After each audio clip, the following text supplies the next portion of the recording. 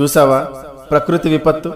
నీ మతం, నీ దేవుడు, నీ అధికారం, నీ గర్వం, నీ డబ్బు, నీ హోదా, నీ అహంకారం, నీ ఇల్లు కట్టుకునేటప్పుడు నువ్వు చూసే వాస్తు ముహూర్త బలం ఏది ఏది ఏది ఇక్కడ పనికి రాలేదు.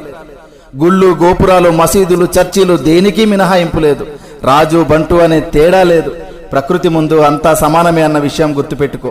వాస్తవానికి ఒక పేదవాడు ఇల్లు కూలితే మహా అయితే చిన్న చిన్న గాయాలు మాత్రమే. అదే ధనవంతుడు ఇల్లు కూలితే కనీసం శవం కూడా దొరకదు. ఇది గుర్తుపెట్టుకో. గట్టిగా బతికితే మహా అయితే 100 ఏళ్ళు, అందులో రాత్రి రూపంలో 50 ఏళ్ళు పోతుంది.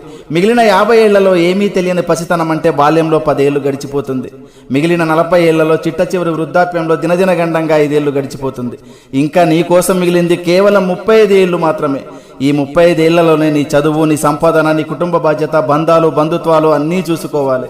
కాబట్టి జీవితం చాలా చిన్నది. ఇది తెలియక కులాలు, మతాలు, పార్టీలు అనే పగలు ప్రతీకారాలతో రగిలిపోతున్నారు. ఇది వద్దు.